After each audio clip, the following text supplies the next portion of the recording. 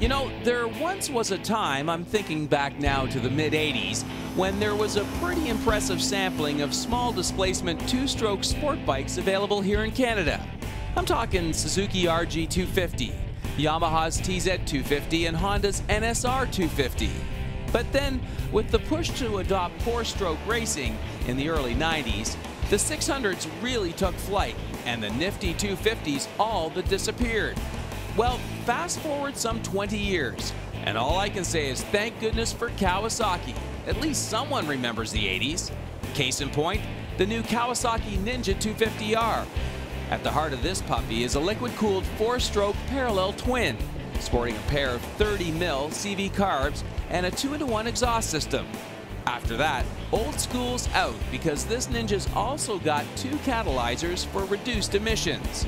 A 37mm fork mounted up with a trick large diameter pedal disc brake and real-world 17-inch rims.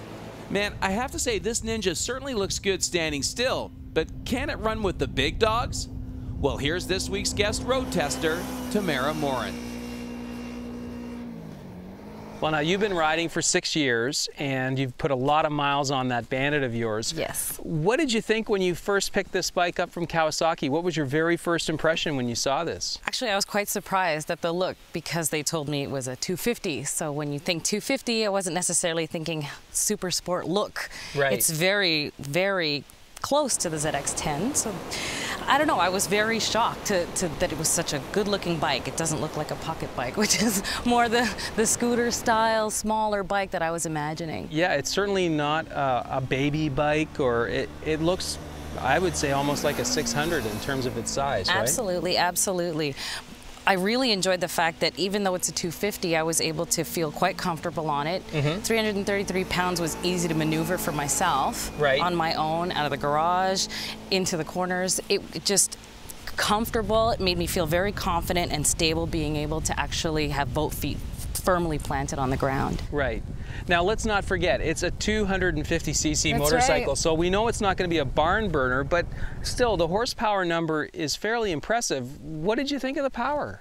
Well, 32 horsepower, it was able to get me where I needed to. Of course, in the beginning, a little slow, but if you're keeping the revs high, she moves. While you were riding with the traffic, yes? Absolutely keeping up with traffic without any problems whatsoever. Right, yeah, you were up on the 401 for quite a while, no problem, eh? No problem keeping up at all. Right. What did you think of that transmission? It's got a neutral finder. It does, and had no problems whatsoever. Each gear was very easy, very easy.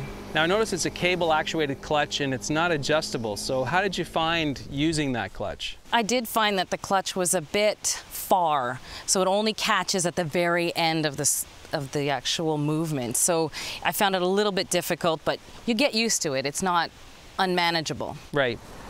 I did have a bit of an issue with the mirrors because I found that they were a little too tight. They're very large and clear. You can see a lot in them. Yeah. I just didn't find them spaced enough to be able to get through me.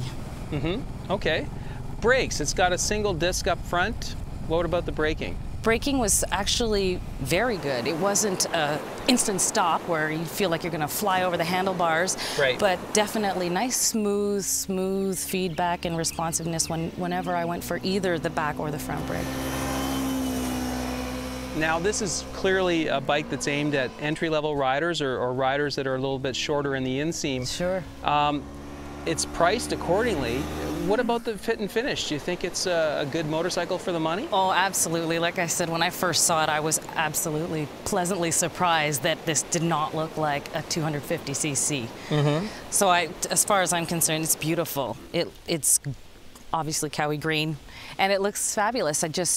Weekend getaways would be great because 250cc's, your fuel economy is probably better than the larger cc bike if you're looking at getting away for a weekend on a bike trip. Yeah, and it's got a fuel gauge, which is kind of unusual for, again, an entry-level motorcycle. It's got everything you need, right? Absolutely, everything you need to get away and enjoy.